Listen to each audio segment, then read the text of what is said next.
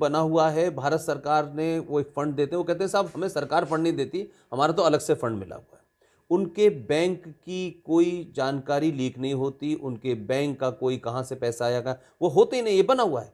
अब आप मुझे बताइए, हर छोटी छोटी चीज पर इस देश में जब संसद ने कोई बिल पास कर दिया है, संसद the supreme body of the Lok Sabha in democracy, how how how court come into the picture कि वो हर बात में आकर अड़ंगा लगाएगी और कहेगी कि साहब इस आंदोलन को ऐसा करिए वैसा करिए। ये मेरी समझ में नहीं आ रहा कि कभी कभी मुझे लगता है कि सत्ता के जो अंग हैं, डेमोक्रेसी के जो अंग हैं, वही आपके भारत के राष्ट्र के खिलाफ नजर आते हैं। क्या किसी को मतलब टेक्निकल तरीके से तय होगा कि तिब्बत से कैसे संबंध रखो, पाकिस्तान से कैसे संबंध रखो, एक टेररिस्ट पकड़ लिया जाता है तो भी हम उसके बारे में इतना, तो ये जो व्यवस्था के अंग हैं, यही मुझे कभी कभी लगता है कि राज सत्ता के लिए एक बाधा बनते हैं, एक सवाल खड़ा करते हैं। आप मुझे बताइए ना कि खुल्लम खुल्ला कहा जा रहा है हमने इंदिरा गांधी को ठोंक दिया, हम इसे भी ठोंक देंगे। आप कनाडा का आदमी आपके बारे में बोल रहा है, कोई बाहर से पैसा आ रहा है। तो मेरा कहने का सेंस है कि आज सरकार ने पूछा, जब कोर्ट में बहस हुई है तो कहा ना उन्होंने कि बाहर से फंडिंग हो रही है, तो आपके अटॉर्नी जनरल ने माना। लेकिन सवाल यह है कि कोर्ट ने फैसला तो ऐसा दिया ना, आप स्टेट को वीक करना चाहते हैं, आप राज सत्ता को वीक करना चाहते हैं, तो फिर आप ही राज सत्ता में बैठिए। आप काला कोट पहन करके राज सत्ता चलना चाहते हैं। पहली बात कि ये ठोकने वोकने वाली बात जो है ना, मैं फिर से कहता हूं, और जो लोग ये कह रहे हैं ठोकने का,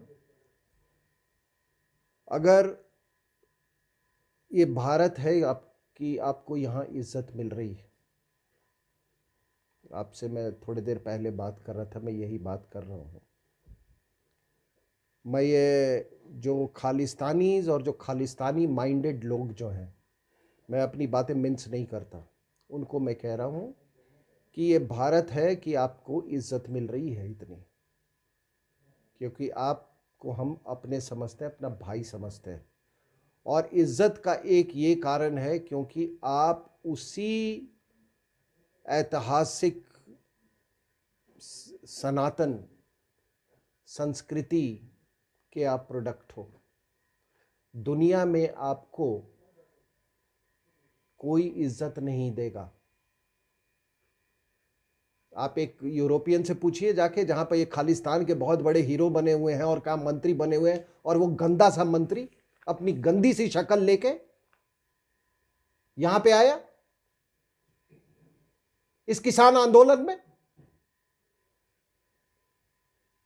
वो गंदा सा मंत्री, वो गंदी सी शक्ल लेके यहां पे बैठा, इन लोगों ने बैठाया, शाहीन बाग के लोगों को बिठाया, शर्जी मिल इमाम की रिहाई की बात की। वो गंदा सा लॉयर, वो गंदा सा लॉयर,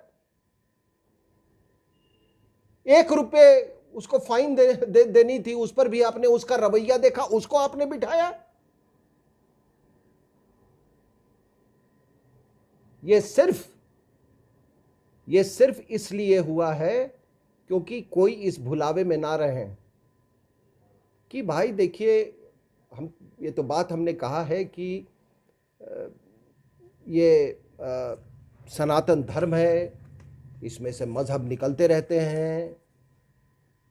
कल फिर कोई पैदा होगा जो कहेगा मैं पैगंबर हूं, कल फिर मैं कोई। लेकिन मैं एक बात कह रहा हूं कि यहां पर तो हमारे लिए जितने हमारे सिख गुरु हैं, हम तो उनको भगवान मानते हैं साहब।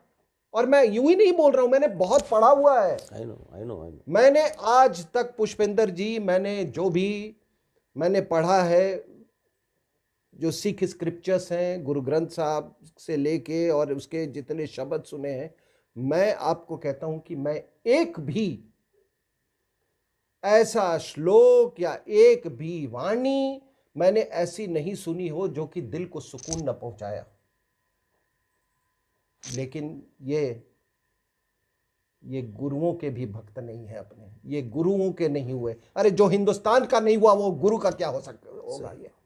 हाँ, जिनका, और हम तो फिर भी, हमारे लिए तो गुरु गोविंद सिंह साहब पूजनीय है, गुरु नानक जी महाराज पूजनीय है। अरे कनाडा का वो गंदा सा अंग्रेज, उससे जाके बोलो कि वो गुरु